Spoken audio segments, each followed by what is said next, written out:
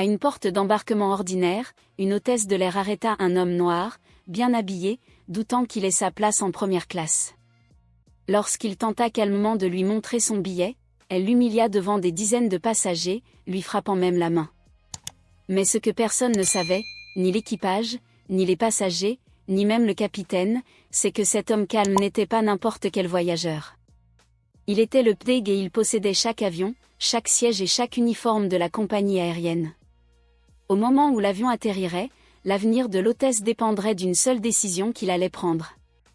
Avant de commencer l'histoire, commentez ci-dessous d'où vous regardez aujourd'hui. Et si vous aimez ce genre d'histoire, n'oubliez pas de vous abonner et d'activer la cloche pour ne jamais manquer une nouvelle vidéo. L'aéroport bourdonnait de bruits matinaux. Les roues des bagages frappaient le sol. Les gens se précipitaient dans toutes les directions et les haut-parleurs appelaient sans cesse les numéros de porte. Près de la porte 17, un grand homme se détachait de la foule. Il s'appelait Léonard Brock.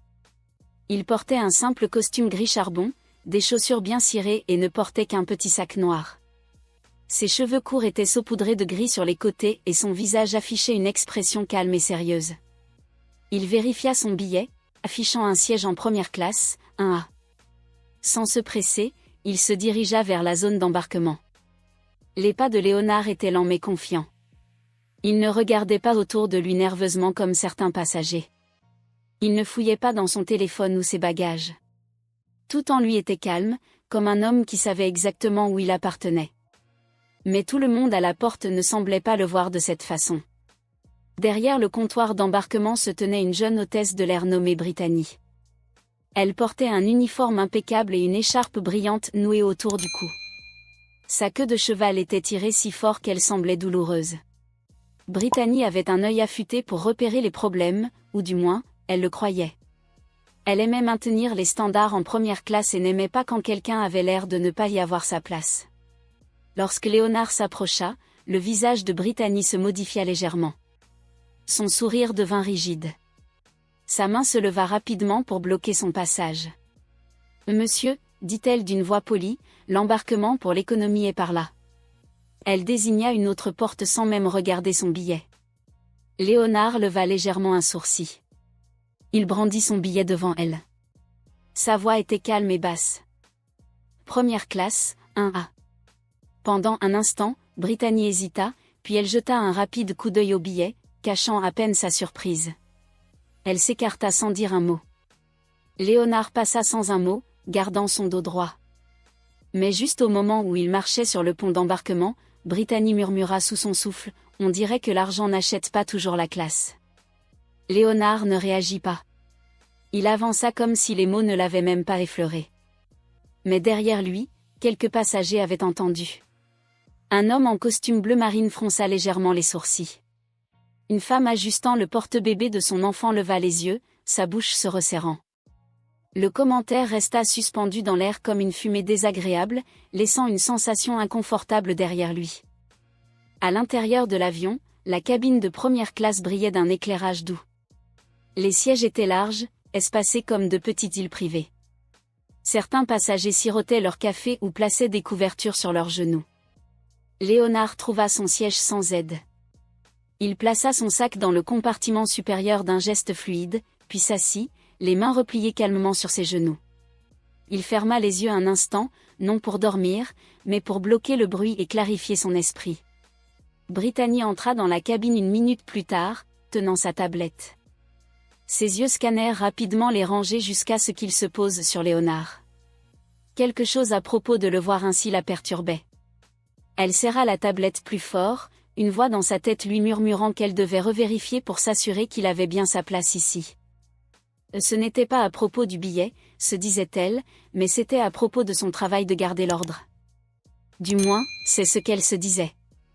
Elle s'avança dans l'allée, ses talons cliquant doucement sur le tapis. Léonard ouvrit lentement les yeux lorsqu'il sentit sa présence près de lui.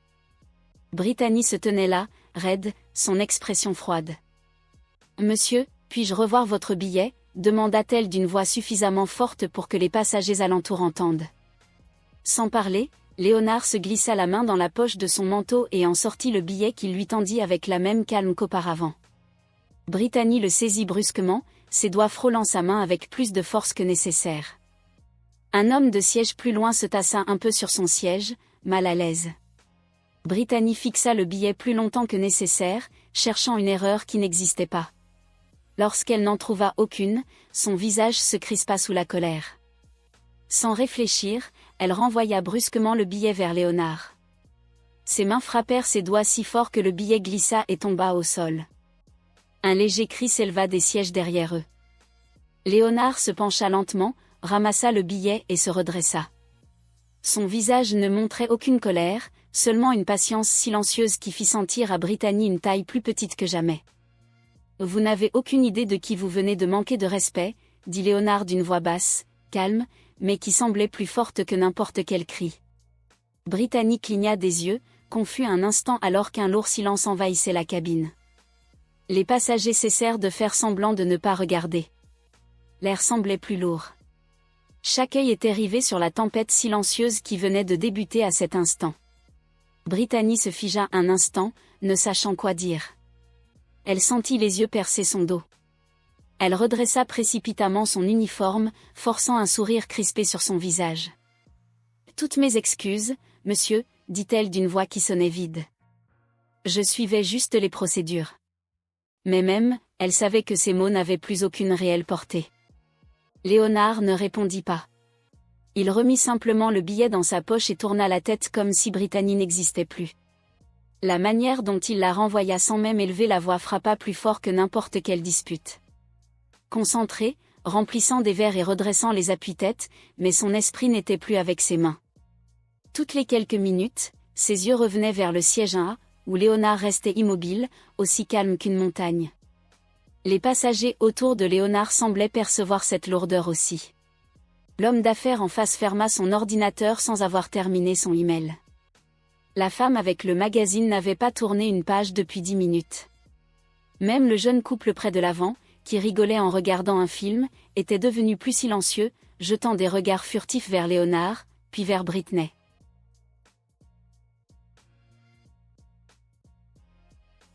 Brittany détestait cette sensation.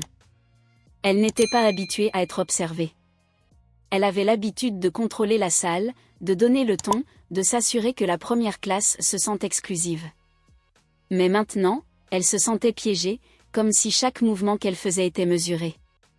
Elle se déplaçait plus vite, tentant de rester devant ses pensées, mais elle la rattrapait, la poursuivant dans les allées étroites comme des ombres qu'elle ne pouvait pas fuir. Douglas Price s'était installé 2 rangées plus loin, feuilletant un rapport tout en jetant des regards furtifs à Léonard. Son visage restait neutre, mais son respect pour Léonard était évident dans chaque regard que Brittany surprenait. Elle se prit à le fixer trop longtemps et se détourna rapidement, son cœur battant la chamade dans sa poitrine. À l'avant de la cabine, Heather remarqua l'augmentation de la tension. Elle murmura doucement à Brittany alors qu'elle se croisait dans l'allée. « Tout va bien ?» Brittany força un sourire si tendu qu'il en faisait mal. « Oui, juste des nerfs avant un vol », murmura-t-elle en passant rapidement avant qu'Heather ne puisse poser d'autres questions. Mais Heather n'était pas convaincue. Elle avait travaillé suffisamment longtemps sur les vols pour savoir quand quelque chose n'allait pas. Et ce qui se passait ici n'était pas normal. La turbulence se fit sentir, mais 1 heure plus tard, les boissons furent servies, les plateaux débarrassés et les lumières légèrement tamisées pour l'après-midi. Cela aurait dû être paisible. Ce ne l'était pas.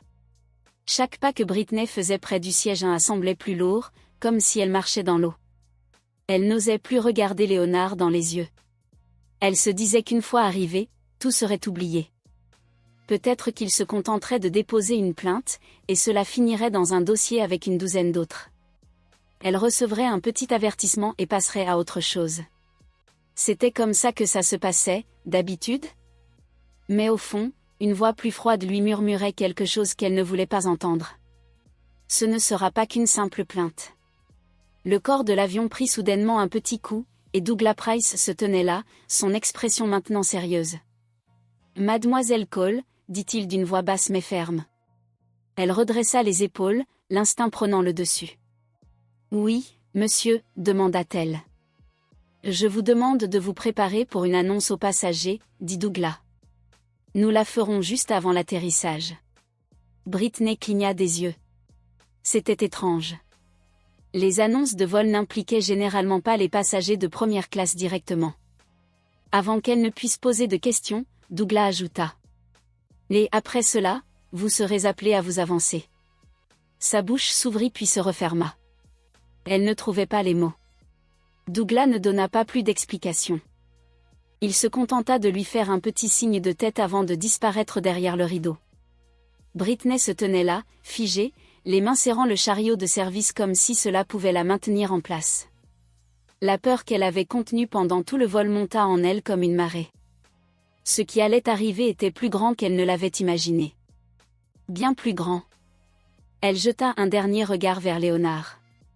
Il était calmement assis dans son siège, regardant par la fenêtre, une main posée légèrement sur son genou. Il ressemblait à un homme attendant quelque chose.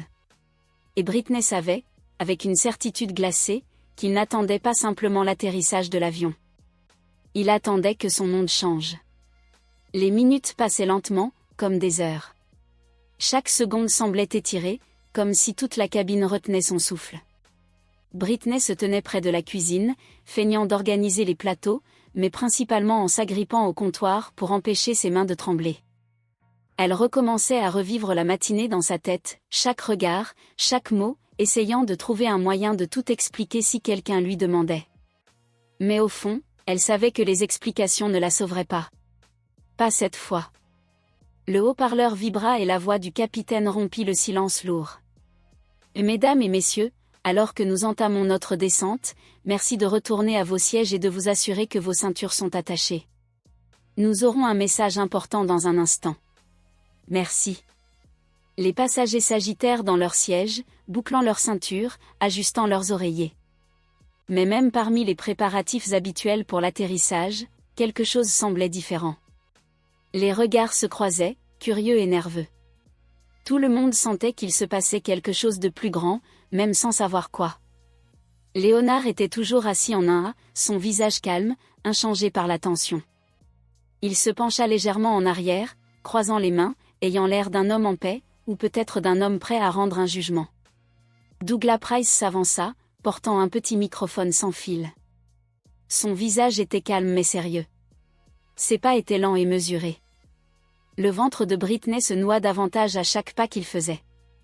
Elle n'avait jamais vu un responsable senior prendre le micro pendant un vol. Ce qui allait se passer n'était clairement pas une procédure habituelle. Douglas se posta au centre de la cabine, qui devint complètement silencieuse.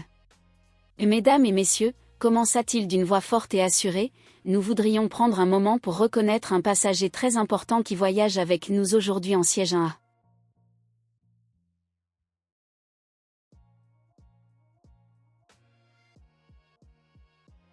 Des têtes se tournèrent instantanément vers Léonard. Certains passagers se penchèrent dans les allées pour mieux voir. Les genoux de Britney faillirent flancher. Ses mains s'agrippèrent au comptoir derrière elle jusqu'à ce que ses jointures deviennent blanches. Douglas continua. C'est un grand honneur pour nous d'accueillir Monsieur Léonard Brox, fondateur, président et directeur général de Horizon Air, la société mère de la compagnie aérienne avec laquelle vous voyagez aujourd'hui. Un frisson parcourut la cabine. Des bouches s'ouvrirent sous le choc.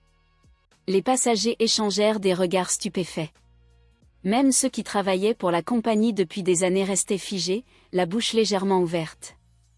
Britney sentit le sang se retirer de son visage. Ses oreilles bourdonnaient si fort qu'elle entendit à peine les mots suivants de Douglas. Elle fixait Léonard, figé à sa place, son corps refusant de bouger, son esprit refusant d'accepter ce qu'elle venait d'entendre. Léonard Brox n'était pas juste un passager en première classe. Ce n'était pas simplement un homme d'affaires.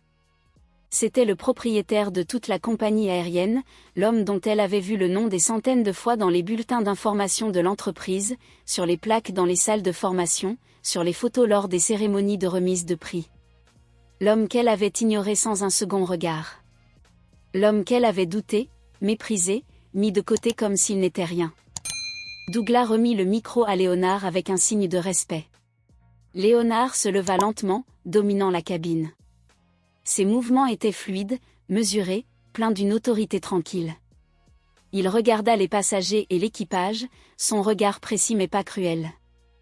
Il leva le micro à sa bouche, d'une voix calme et puissante à la fois, il parla. Il est important de se rappeler une chose. Le respect ne se porte pas à l'extérieur. Il n'est pas cousu dans une veste ni épinglé à un badge. Il se trouve dans la manière dont nous traitons les gens quand nous pensons que personne ne regarde. Un silence profond remplit la cabine. Les passagers écoutaient sans cligner des yeux. Britney se tenait derrière le rideau, incapable de bouger, sentant chaque mot la couper en deux. Les yeux de Léonard balayèrent la cabine, se posant brièvement et significativement sur Britney.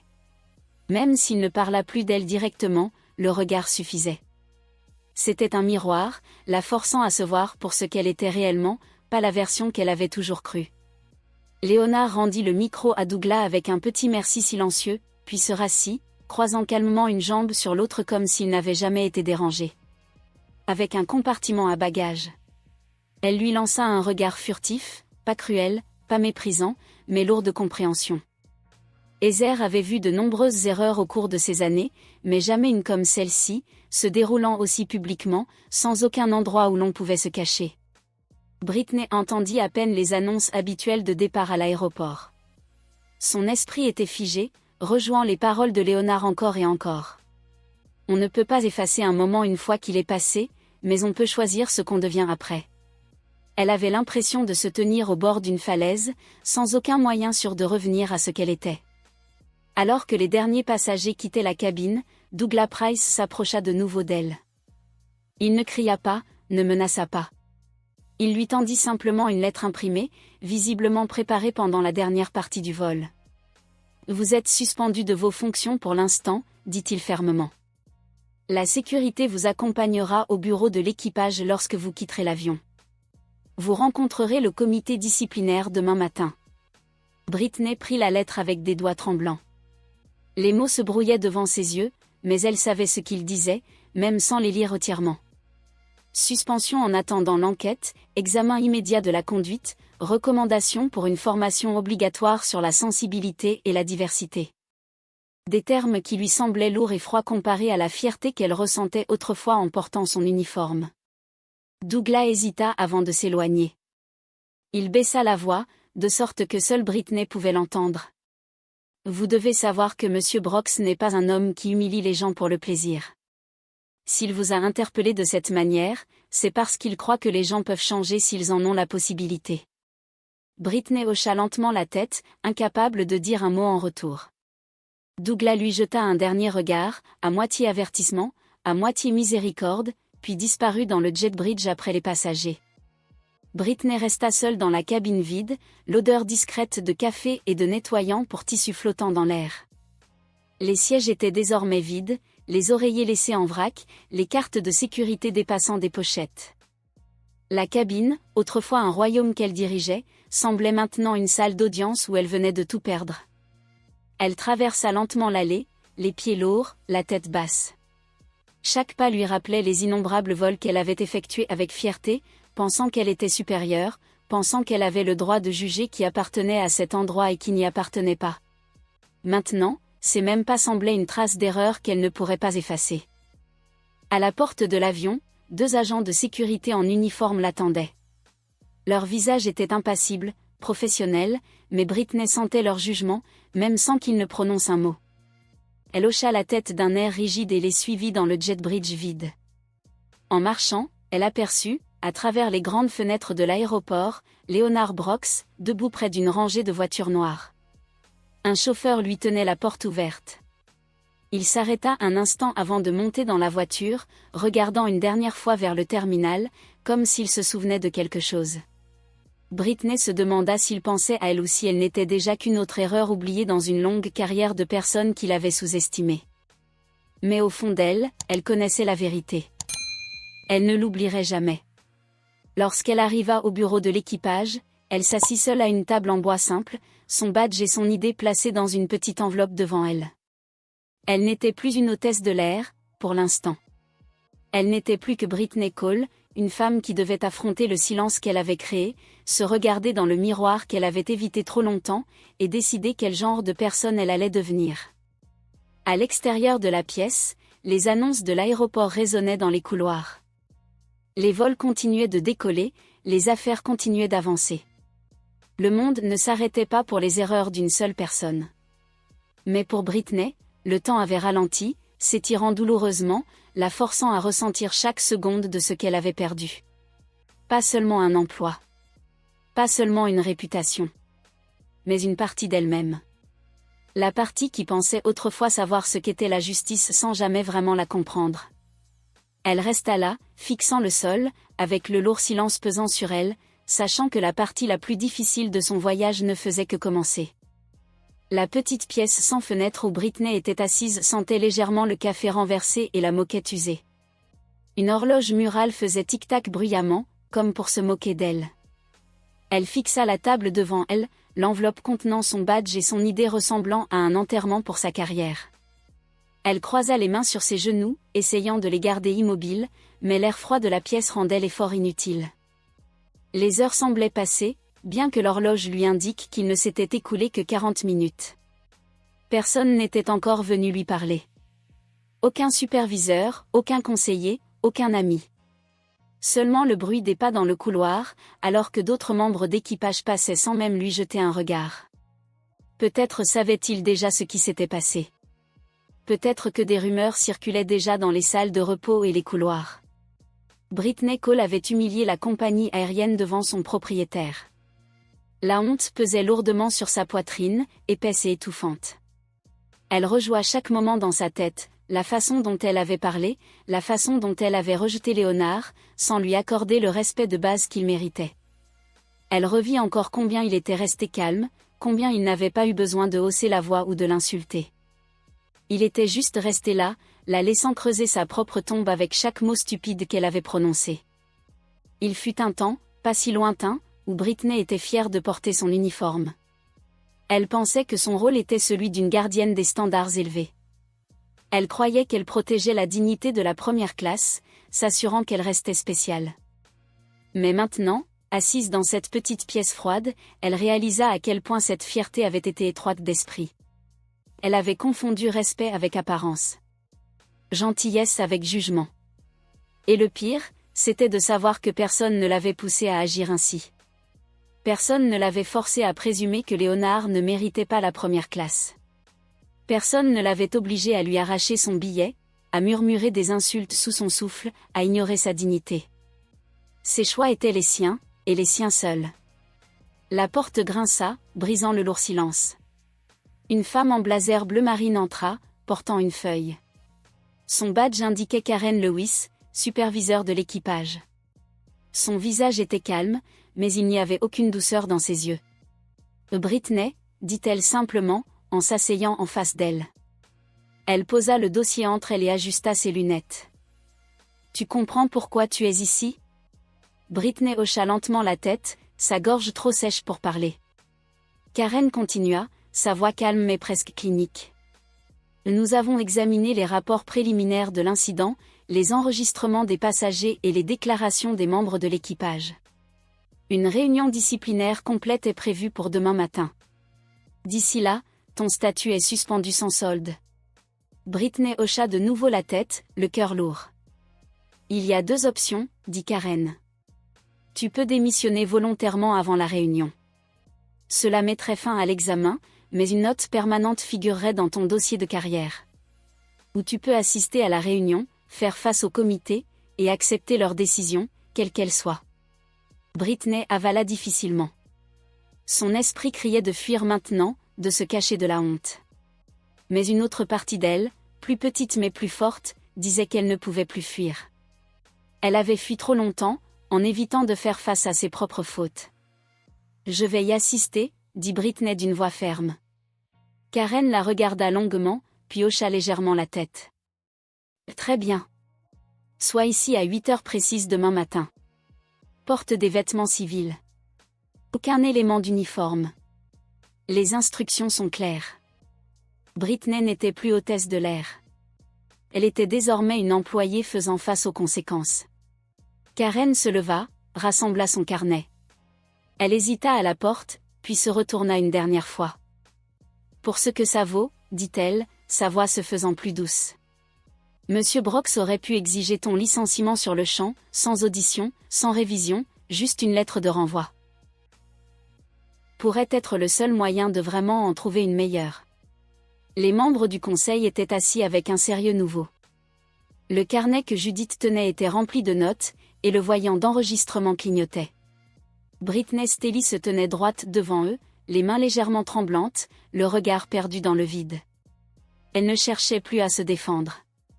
Si une force devait surgir maintenant, elle devrait venir de l'intérieur. Judith Clétreau prit la parole la première. Mademoiselle Cole, après une discussion minutieuse, nous avons pris une décision. Britney se prépara. Elle s'attendait à entendre les mots « licenciement »,« renvoi »,« mise à pied ». Elle avait passé les 30 dernières minutes à se préparer au pire, convaincue qu'elle ne méritait pas moins. Mais ce qui arriva fut différent. Inattendu. Quelque chose qu'elle n'avait même pas osé espérer. « Vous ne serez pas immédiatement renvoyé », dit Judith d'une voix claire mais ferme. Au lieu de cela, vous êtes placé sous un avertissement final. Vous serez suspendu sans solde pendant 60 jours. Durant cette période, vous devrez suivre à vos frais une formation avancée en sensibilité culturelle et en leadership. Britney laissa échapper un souffle lent et tremblant, à peine croyant ce qu'elle venait d'entendre. Vous devrez également effectuer 40 heures de service communautaire dans un programme choisi par la compagnie aérienne, ajouta Judith. Le non-respect de l'une de ces exigences entraînera un licenciement immédiat sans examen supplémentaire. La pièce resta totalement silencieuse. Britney hocha lentement la tête. Sa voix tremblait légèrement lorsqu'elle répondit. « Je comprends. » Charles Reed, le représentant syndical, prit la parole ensuite, sa voix stable mais empreinte d'une sincérité nouvelle. « Mademoiselle Cole, vous avez une chance rare, une seconde chance. Peu de gens bénéficient d'une telle miséricorde, surtout après une erreur aussi publique. » Britney baissa légèrement la tête, sentant la vérité de ces mots s'imprimer profondément en elle. Léonard Brock lui-même a contacté le conseil ce matin, ajouta Judith, marquant une pause pour laisser ces mots faire leur effet. Il a spécifiquement demandé que vous ayez une opportunité de rédemption, plutôt qu'un renvoi immédiat. Il a dit, et je cite, « Le véritable leadership ne se mesure pas à la sévérité des punitions, mais à l'investissement qu'on met dans la capacité des autres à se relever après une chute. » Les mots frappèrent Britney plus fort que n'importe quelle sanction. Léonard Brock, l'homme qu'elle avait si profondément blessé, avait plaidé en sa faveur alors qu'elle n'avait aucun droit de le lui demander. Il lui avait offert quelque chose qu'elle-même ne lui avait pas accordé au départ, de l'humanité. Des larmes emplirent ses yeux, mais elle cligna rapidement pour les contenir. Elle ne voulait pas de pitié. Seulement de la détermination. Vous devrez vous présenter dans 60 jours, après avoir rempli toutes les exigences, pour un dernier examen avant un éventuel retour en service actif, conclut Judith. D'ici là, considérez ceci comme une opportunité de reconstruire, non seulement votre carrière, mais aussi les valeurs que vous êtes censé représenter. La réunion se termina dans le cliquetis des stylos et le froissement léger des papiers. Pas d'applaudissements. Pas de sourire.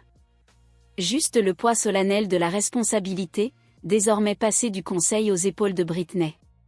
Elle quitta la pièce, se sentant plus légère d'une certaine manière, mais aussi plus accablée d'une autre. La rédemption ne se donnait pas facilement. C'était un travail dur, humble, et elle n'avait même pas encore commencé à le mériter. Sur le parking, le soleil était haut, projetant des ombres nettes sur le béton. Britney s'appuya contre sa petite voiture, fixant les nuages qui dérivaient lentement dans un ciel bleu éclatant. D'une manière étrange, le monde semblait différent maintenant. Plus dur, peut-être, mais aussi plus clair. Les illusions qu'elle s'était créées étaient parties. Elle conduisit directement vers une petite bibliothèque du centre-ville, le seul endroit calme qui lui vint à l'esprit. Elle s'assit à un ordinateur, consulta les programmes de services communautaires et commença à lire sur l'histoire culturelle, l'égalité raciale et l'éthique du leadership. Non pas parce qu'on lui avait dit de le faire, mais parce que quelque chose en elle savait qu'un seul cours ne suffirait pas. 60 jours ne suffiraient pas. Le changement n'était pas une liste à cocher. C'était une vie entière de prise de conscience et de choix, jour après jour, pour être meilleure. Au début, chaque article qu'elle lisait lui semblait comme un coup. Un rappel douloureux de son aveuglement. Mais peu à peu, ces coups devinrent des leçons. Chaque récit d'injustice, chaque fragment d'histoire qu'elle avait autrefois survolé, la frappait plus profondément. Elle se voyait, non seulement dans le tort qu'elle avait fait à Léonard Brock, mais aussi dans les petites injustices quotidiennes que des gens comme lui subissaient chaque jour. Un mauvais regard, une supposition erronée, un mot glissé à voix basse quand on pensait que personne n'écoutait. Britney réalisa que la bonté ne résidait pas dans les grands discours ni les gestes spectaculaires. Elle se nichait dans 1000 petites décisions, prises quand personne ne regardait. Il aurait été facile de partir, d'abandonner, de se dire qu'il était trop tard. Mais Britney avait trop souvent choisi la facilité par le passé. Cette fois, elle resterait dans l'inconfort. Elle ferait le travail. Et que Horizon Hérise la laisse ou non remettre un uniforme, elle se promit de ne jamais, jamais oublier qui elle avait été, et qui elle avait la chance de devenir. Les semaines suivantes passèrent lentement. Chaque jour l'éloignait un peu plus de celle qu'elle avait été.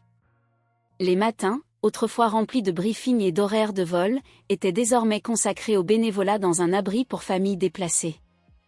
Les après-midi, eux, étaient dédiés à des ateliers obligatoires, qui la forçaient à s'asseoir avec.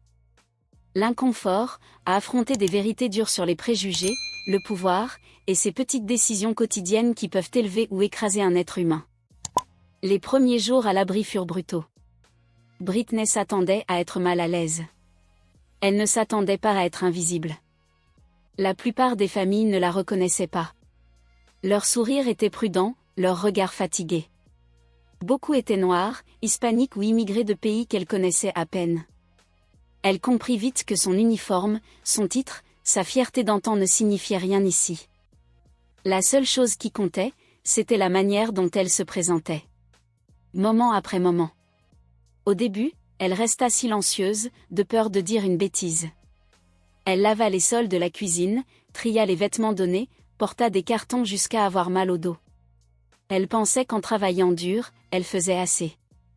Mais un après-midi, une femme nommée Gloria, une bénévole régulière aux yeux doux et au franc-parler, la prit à part. « Tu travailles dur », dit Gloria en s'essuyant les mains sur son tablier.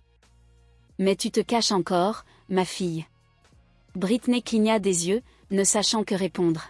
« Travailler dur, c'est bien », poursuivit Gloria en la regardant droit dans les yeux. « Mais ces gens n'ont pas besoin d'une paire de mains supplémentaires. Ils ont besoin de voir ton cœur. Ils ont besoin que tu écoutes, pas juste que tu serves. » Cette nuit-là, Britney resta éveillée, repassant les mots de Gloria. Pendant des années, elle avait cru qu'accomplir son travail avec efficacité et fermeté, c'était bien faire son métier. Elle avait mesuré sa valeur à la rigueur avec laquelle elle faisait respecter les règles, à sa capacité à maintenir l'ordre. Mais le véritable service ne concernait pas l'ordre. Il s'agissait de connexion. De voir les gens. De les voir vraiment. Même quand c'était inconfortable. Même quand cela signifiait franchir les murs bien lisses qu'elle s'était construits autour d'elle. Le lendemain, Britney fit autrement. Elle ne se contenta pas de servir des repas. Elle s'assit avec un jeune garçon et l'écouta parler de l'école qui lui manquait. Elle ne se contenta pas de distribuer des vêtements. Elle s'agenouilla près d'une mère, l'aida à choisir un manteau d'hiver, riant doucement lorsque la petite fille tourna sur elle-même, fière comme une star de défilé. Elle ne se cacha plus derrière les tâches. Lentement, les murs entre elle et ceux qu'elle aidait commencèrent à se fissurer. Quelques sourires vinrent plus facilement. Les conversations durèrent plus longtemps. Les noms furent mieux retenus. Un soir, à la fin de son service, un petit garçon avec un sac à dos trop grand pour ses épaules tira sur sa manche. Laure. Plein poumon. Pour la première fois depuis des mois, elle ne portait plus le poids écrasant de la honte. Elle portait quelque chose d'autre, quelque chose de plus dur mais de meilleur, la responsabilité. Son uniforme attendrait. Son prochain vol attendrait. Il n'y avait plus d'urgence, car Britney savait maintenant que le véritable changement ne se produisait pas en altitude, avec des chaussures brillantes et des sourires figés. Le véritable changement commençait au sol, dans la poussière brute, douloureux et beau, exactement là où cela comptait le plus. Le tissu sur ses épaules semblait plus lourd. Non pas parce qu'elle redoutait le travail à venir, mais parce qu'elle le comprenait maintenant. Chaque fil de cet uniforme était une responsabilité non pas envers la compagnie aérienne, ni même envers les règles, mais envers chaque âme qu'elle rencontrerait à partir de ce moment-là. En marchant dans les couloirs, des visages familiers la saluaient par de petits hochements de tête. Certains souriaient chaleureusement, tandis que d'autres affichaient une politesse plus froide, incertains de la manière dont ils devaient la traiter.